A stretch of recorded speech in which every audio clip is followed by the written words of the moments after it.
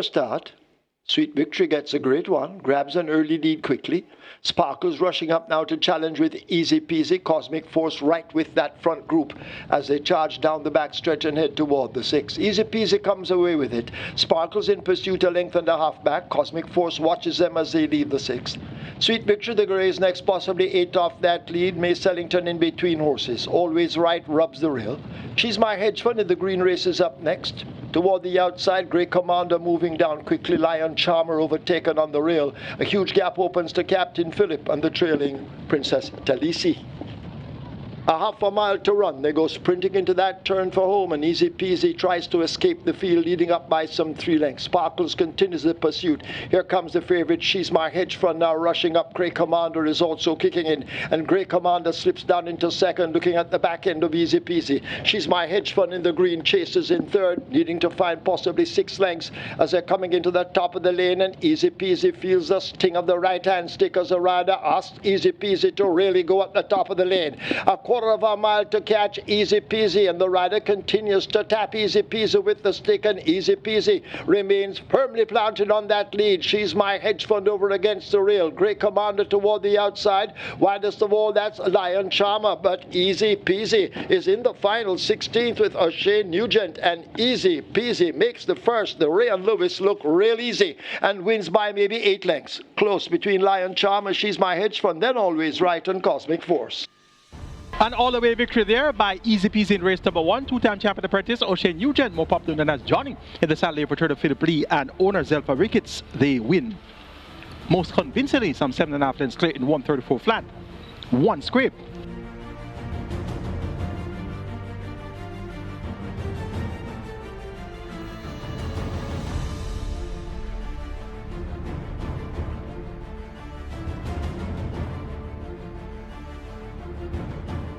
And we are ready for a start. They're often racing. Grecian Light marginally misses it, and racing at the back of the field as El Rapido is the one that blasts into the lead. It's El Rapido in front by about 3 lengths. From racing in second, that's Super Alex. Allegiance watches them from third, going down into fourth. That's Grecian Light, recovering after that break. Then comes Riches to Rags, and racing at the back of the field, oh so smart. They pass the 5, and El Rapido is really charting the course, about 6 lengths in front of racing in second on the rail. That is Super Alex. Grecian Light comes next. Then comes Allegiance racing in fourth, just on the outside of Allegiance. That's oh so smart, and racing at the back of the field and tailing off a bit. That is Riches to Rags. They come past the 3, and El Rapido is in front, but not by far. About 2.5, maybe 3 lengths from Super Alex, chasing in second. Grecian Light is in third. Then comes Oh So Smart, backing out of it a bit. That is Allegiance, and still racing at the back, but recovering though. That is Riches to Rags, but El Rapido has blown the turn and gone wide, and it is Super Alex along with Grecian Light. These two are in contention. Grecian Light right against the rail. Super Alex. Here comes Allegiance charging on the in the middle of the track, but it is still Grecian Light. Allegiance is really finding late footing. It's Grecian Light hanging on though, and I think Grecian Light could have just lost. Got tight for second though between Super Alex and Allegiance. Off number 2, and that was the Robert Halladine, and Allegiance proves that 4th by 5 lengths in the Jamaica 2000 Guineas behind California Crown and Interesting Times Ahead was good enough to get the job done here. Got flying in deep stretch and grabbed Super Alex and Grecian Light in the glass, and that was a Sneaky Fox at his best, getting up there, a short head by a short head.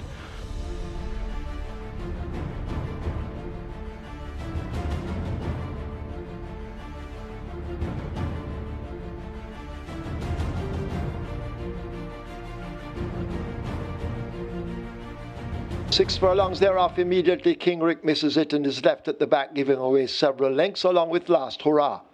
Down the back stretch they go, and Noble Impulse now stretches that lead to 2.5 lengths. Jamal James and the Yellow Silks chasing as they blast past the 5. Another 2.5 back to Nez Pierce. Sunshine Cat almost right alongside, a gap of 4 to Last Hurrah, and the King Rick attempts a recovery after the awful beginning. They leave the half mile behind them and spin that turn for home, heading toward the 7/16th. They're there now, and Noble Impulse holds on by some 3.5 to 4 lengths. Jamal James continues the pursuit. A gap of some 6 or more lengths to Sunshine Cat as they leave the 3. 5.5 lengths away to Nez Pierce. Last Hurrah shaken up and beginning to make mild progress along with King Rick.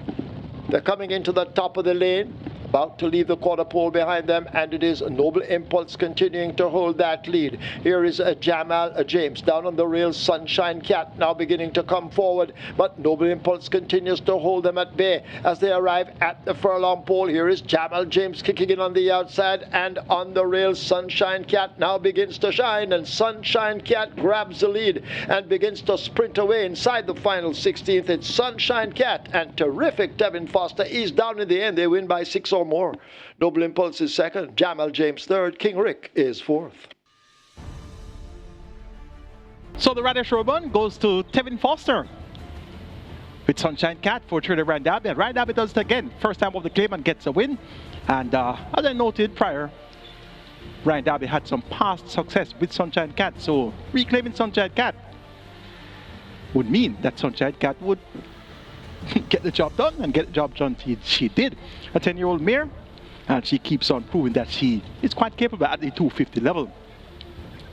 Noble Impulse tried to make all and was passed by only one horse, which was Sunshine Cat. Jamal James was there running on the spot, clearly didn't pick up his legs effectively and had to set up a third.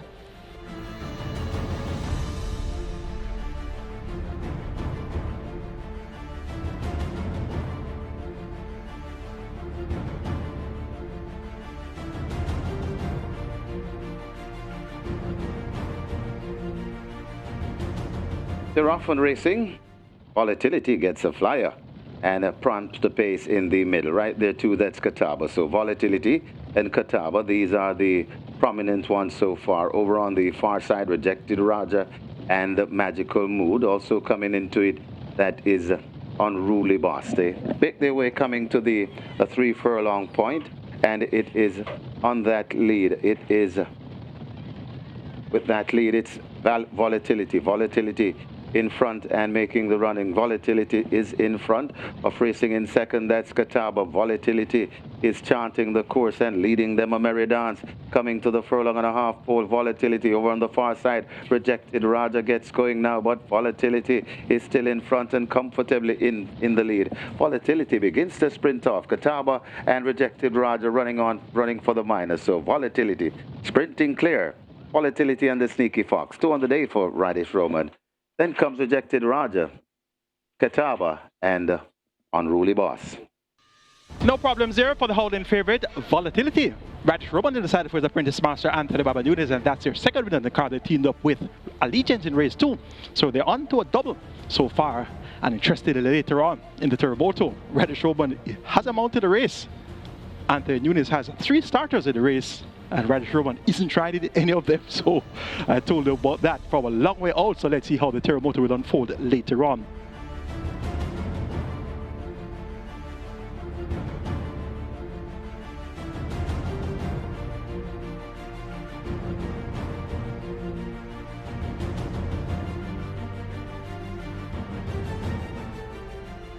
They're off. Fair start.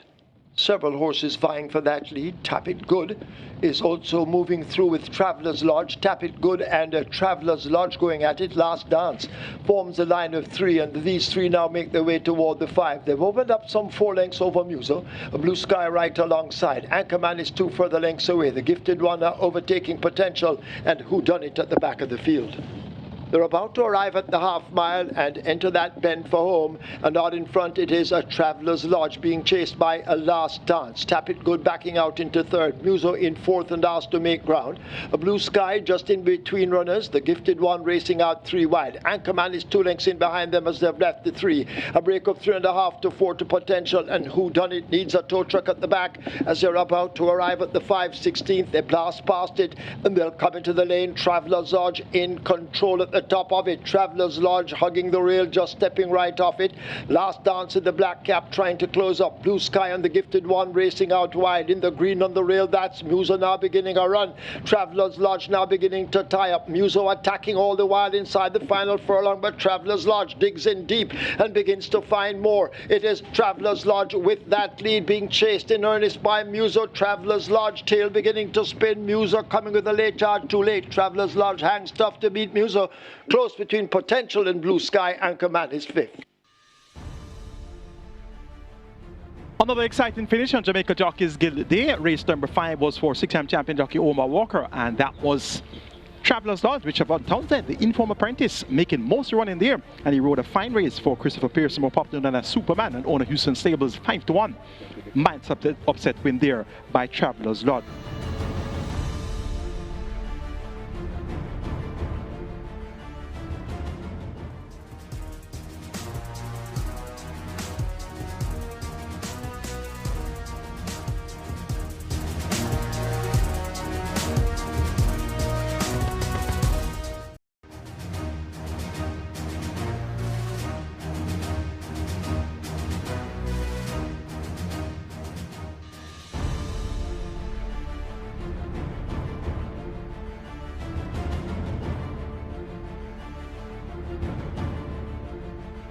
They're off and racing, and we've gone without Beautiful Moon as Toots sets a good start in the middle, right there to that Select Prince.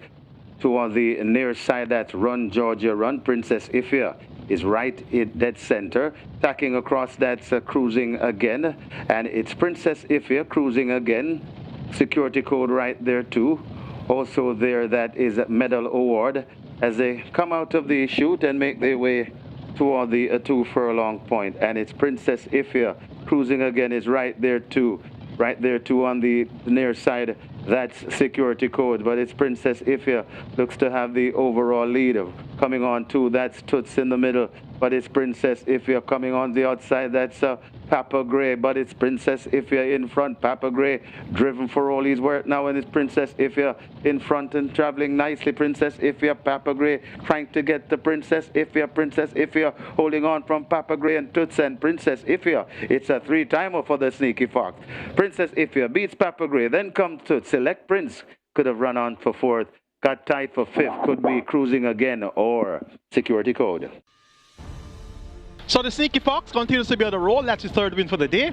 And that was a fine ride aboard Princess Ifia. Rated that one very well coming onto the racetrack proper. And then asked her to quicken at the 4.5 point, and she did so and held on from Papa Gray with the president of the Jamaica Jockeys Guild, Philip Partman, completing a nice exacta there. $1,202. The Quinella Plus is a must. You get an outsider with the big favorite at 1-9, Princess Ifia, in the Al Gopi Memorial Cup.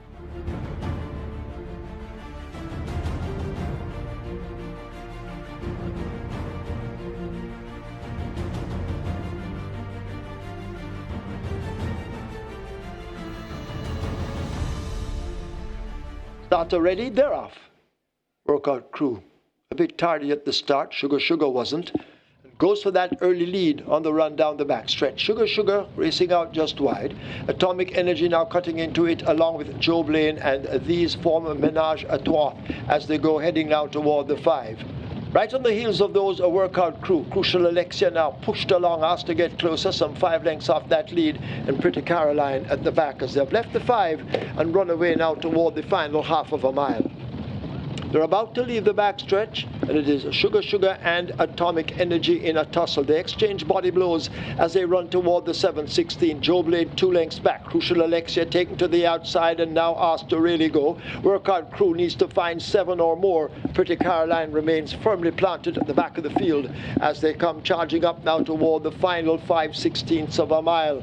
Sugar Sugar caught by Crucial Alexia the Grey, and they will come into the lane with Crucial Alexia now grabbing the lead at the top of it. Sugar Sugar left back against the fence, will have to fight right back as Crucial Alexia holds the advantage over Sugar Sugar.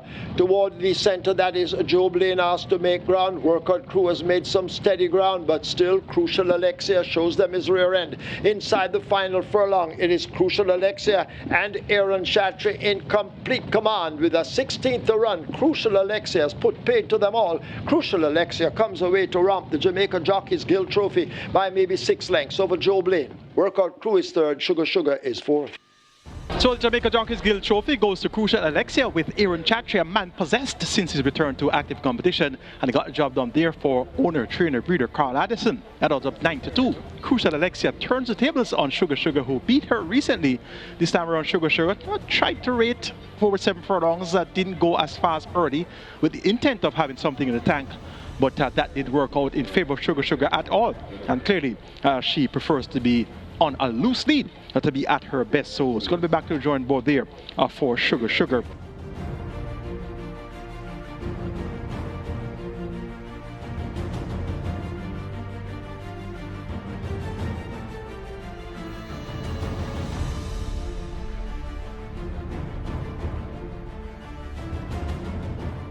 They're off on racing. Solo Black and Sea of Blue are the two that misses it, as Shelly the Rocket blast into an early lead, and Shelly the Rocket lead them passing the 7. Shelly the Rocket, Go West Young Man, hustled up and going down along with Queen Vona, and also there that's Rocola. They head toward the 6, and it is Go West Young Man, just the leader. From racing in second, that's Rocola. Racing in third, that's Queen Vona. 4 lengths away before we come to Design Diva, overtaken by the Soul Warrior. Then comes Shelly the Rocket, and racing way out of it, the trailing pair of Sea of Blue and Solo Black. Heading toward the 4 and making the running Go West Young Man, about a length or 2 in front of Rocola, racing in second, about 3 or 4 lengths before we come to Queen Vona, overtaken now by the Soul Warrior going down. Also making late stride, that is Design Diva. Then comes Shelly the Rocket, and still racing at the back of the field, the trailing pair of Sea of Blue and the Solo Black. There coming to the top of the lane, and it's Go West Young Man still in front. Rocola now hounding on the outside. Go West Young Man in front of Rocola, still Go West Young Man turning back. Rocola coming on, that's Design Diva against the rail. Go West Young Man still in front. Rocola trying hard to get to Go West Young Man.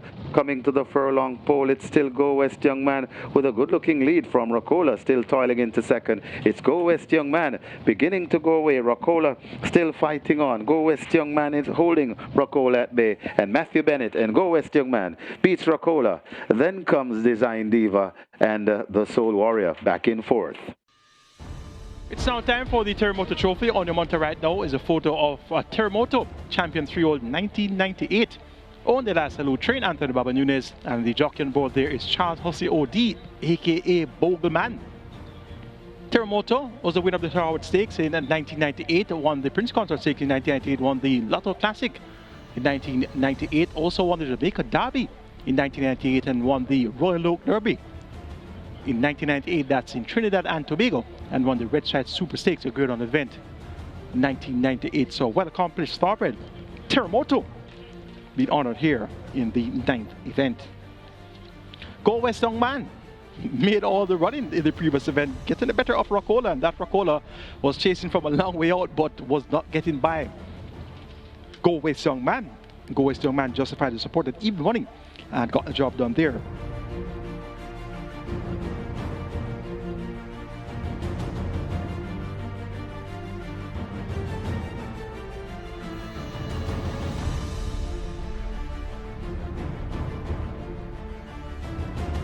Ready for a start for Michael Sims. They're off and racing in a very good line as Rackdom chanced the course, and Rackdom now goes to take that lead. Supremacy rushing up on the outside, right against the rail. That's Midnight Galaxy and Shani Star. Just behind them, that's Mac and Rome. Out wide, Battle Angel. Behind them and coming on, that's First Grandson. Then comes Lady Lauren. King Pie contented to race at the back along with Battle Angel. They head around the clubhouse turn, and it is Midnight Galaxy on that lead. Shani Star right there in second. Mac and Rome is right there too, along with Princess Fiani, and as they come out of the coming to the 6 furlong pole. Then comes the pair of Lady Lauren and Supremacy right behind them. That's First Grandson. Then comes Rack Them, and still at the back of the field, King Pie, and racing way out of it, and now looks to be hauled up. That is a Battle Angel. They pass the 5 and head towards the 4, and the war up front continues. Mac and Rome right in between horses. That's Shani Star right against the rail. That's Midnight Angel. Then comes a Princess Fiani, overtaken now by on the hunt. That's Supremacy. Then comes 3 lengths before we come to King Pie, now hustled up and out for more and begins to gain. Also, Rack Them is backing out. Then comes up Lady Lauren, and at the back of the field, First Grandson. They'll come into the lane shortly, and it is still Midnight Galaxy on that lead. Out wide, King Pie is really traveling nicely on the outside, and I think King Pie has now hit the front. It's King Pie, Mac and Rome right against the rail. It's King Pie and Mac and Rome. Still there is Midnight Galaxy. Princess Fiani is right on the rail and trying to come forward. It's a nice looking race coming to the furlong pole, and it is Mac and Rome and Midnight Galaxy coming back for more. Mac and Rome and Midnight Galaxy. This is where the race will be live, and now it's Mac and Rome that goes on. Midnight Galaxy fighting hard. Mac and Rome beats Midnight Galaxy. Then comes King Pie, Princess Vianney, and Supremacy back in 5th. It's now time for the Big Man in Town, and on your monitor right now is a photo of Big Man in Town, horse of the year 3 times in Trinidad and Tobago, 2013, 2014, and 2015, and has 2 track records there. 118 flat for 1,350 meters and 151 flat for 1,800 meters round.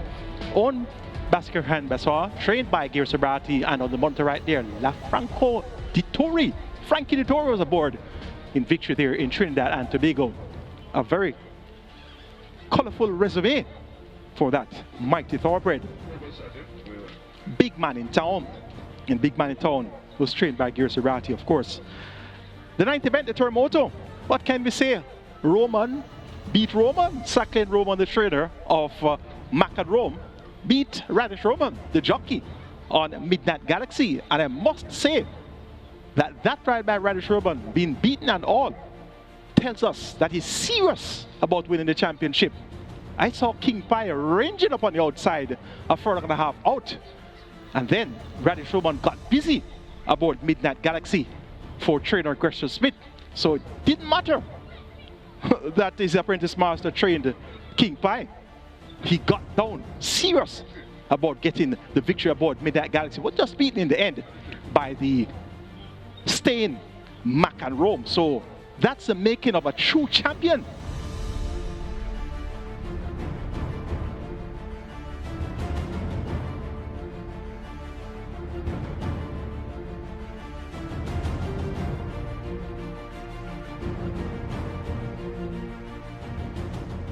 They're off.